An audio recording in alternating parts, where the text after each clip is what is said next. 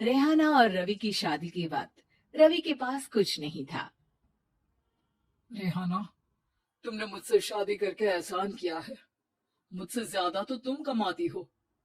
अरे तो क्या हुआ, एक दिन आएगा रवि कि तुम खूब पैसा कमाओगे। मुझे तुम पर पूरा विश्वास है। रवि और रेहाना खुद को स्टैंड करने के लिए पूरी मेहनत करते।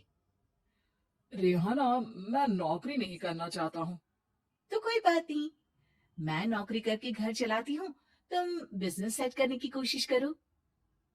एक दिन। रेहाना, तुम जानती हो, मैंने जो विज्ञापन बनाने वाली कंपनी खोली थी ना, उसे बड़ी ब्रांड का ऑफर आया है। अब हम लोगों के दिन प्यारे न्यारे हो गए हैं। मैं जानती थी रवि कि एक दिन तुम सेटल हो जाओगे। रवि का काम अच्छा चल जाता है। एक दिन वो रेहाना से कहता है, रेहाना, अब हम लोगों का बच्चा भी हो गया है। बहुत छोटा है वो। उसका ख्याल कैसे रखेंगे हम? कैसे क्या, मैं गांव से माँ को लेकर आ जाती हूँ। नौकरी से हाफ डे ले लिया करूंगी। अभी तो वो छोटा है, स्कूल जाने तक मैं मैनेज कर लूंगी। देखो रेहाना, मैं अब अच्छा कमा रहा हूँ। तुमको नौकरी करके परेशान होने की कोई जरूरत नहीं है। अरे कैसी बात कर रहे हैं, मैं अपनी लगी लगाई नौकरी कैसे छोड़ दूं? और मैंने तो सुना है हम लोगों को कुछ ही महीनों में सरकारी नौकरी मिल जाएगी। सरकारी नौकरी में कितना कमा लूंगी? उतने में तो मैं ड्राइवर रख लूंगा। रेहाना को रवि की बात का थोड़ा बुरा तो लगता है। कम से कम मेरी नौकरी की इतनी बेइज्जती मत करो। भूल गए, इसी नौकरी के बदौलत तुमने अपना बिजनेस खड़ा किया है। अरे वो तो मैं किसी के भरोसे भी कर लेता। देखो, अपने बच्चे को संभालो, घर का काम करो। अब बाहर जाती तुम अच्छी नहीं लगती हो। रेहाना रवि के कहने पर नौकरी तो छोड़ देती है, लेकिन अब बड़े से घर में उसकी कीमत किसी नौकर से कम नहीं होती। एक दिन रवि का दोस्त आता है। भाभी, हम लोग तो आपको तब से जानते हैं जब से आप लोग शादी होकर इस शहर में आए थे। आपकी बदौलत ही सारा बिजनेस खड़ा हुआ है। ये किस्मत तो आप ही की है भाभी। हाँ हाँ भाई, हमारी मेहनत तो कुछ है ही नहीं। अरे होगी, लेकिन भाभी की किस्मत के आगे कुछ नहीं। दोस्त वहां से चला जाता है, लेकिन रवि का गुस्सा सातवें आसमान में होता है। देखा कैसे बोल रहा था? अरे बिल्कुल अच्छा आदमी नहीं है ये। कैसी बात कर रहे हैं आप? प्रशांत भैया तो बहुत अच्छे इंसान है रवि। कैसे उन्होंने हमारे मुश्किल वक्त में हमारा साथ दिया था। अरे था पैसा तो साथ दिया, नहीं तो कौन पूछता है? रवि का व्यवहार पैसा आते ही अलग हो गया।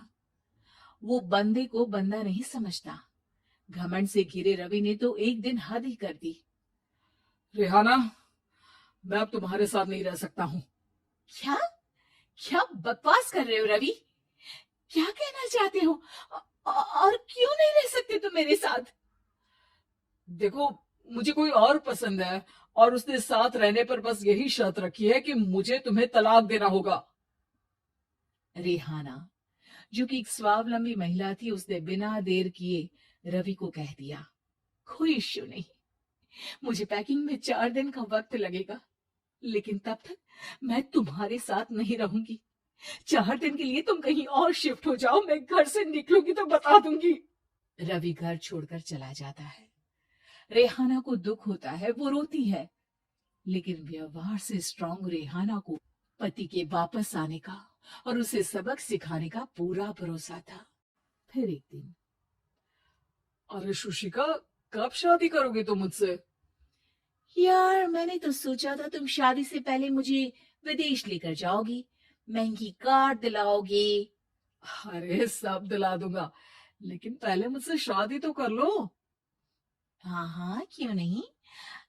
मैं कुछ दिनों के लिए अपने मम्मी पापा के पास जा रही हूँ और लोगों से अपनी शादी की बात करूंगी।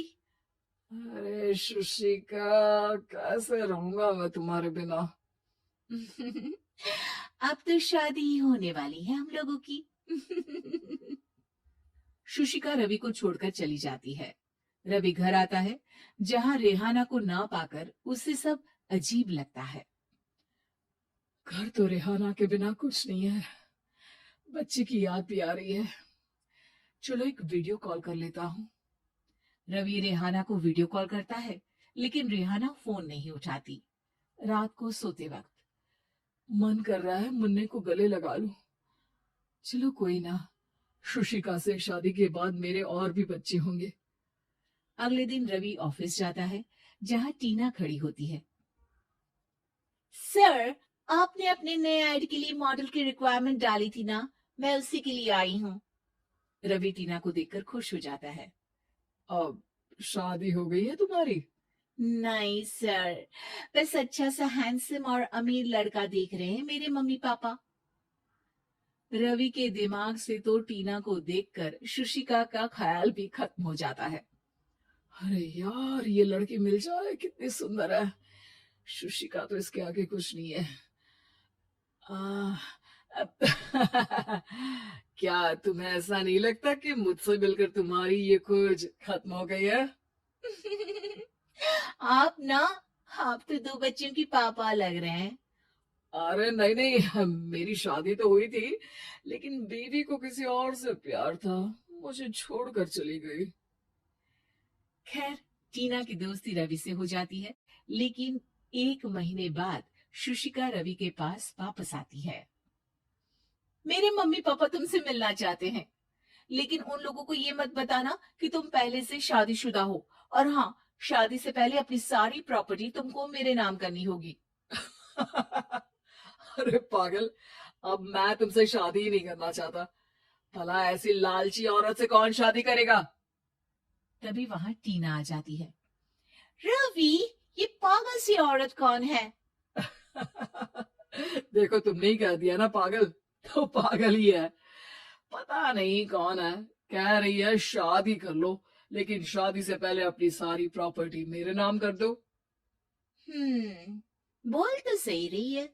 वैसे तुम जानती हो, मेरी एक सहेली है, उसके पति ने उसे पैसा आते ही छोड़ दिया, जबकि उसको खड़ा करने वाली ही मेरी सहेली थी। और मुझे भी भरोसा नहीं है। अगर मैं भी तुमसे शादी करूंगी तो तभी, जब तुम मेरे नाम अपनी सारी प्रॉपर्टी कर दोगे। अरे हाँ हाँ, क्यों नहीं, बिल्कुल कर दूंगा। रवि और टीना की शादी की तारीख तय हो जाती है। वो अपनी सारी प्रॉपर्टी की कागज लेकर शादी वाली जगह पर पहुंचता है, लेकिन वहां टीना आती नहीं। रवि टीना को मैसेज करता है। कहाँ हो? सॉरी, मैं तुमसे शादी नहीं कर सकती, मुझे तुमसे भी ज्यादा पैसे वाला मिल गया। रवि को गुस्सा आ जाता है। वो गुस्से से सारा डेकोरेशन तोड़ रहा होता है कि वहां रेहाना आ जाती है। सर, क्या हो गया? क्या डेकोरेशन पसंद नहीं आई आपको? तुम तुम यहाँ क्या कर रही हो? मैं यहाँ की डेकोरेटर हूँ। क्या आपको पसंद नहीं आई यहाँ की सजावट? रवि दौड़कर रेहाना के गले लग जाता है। मुझे माफ कर दो रेहाना। रवि रेहाना के गले लग जाता है और रेहाना टीना को थैंक्स का मैसेज करती है।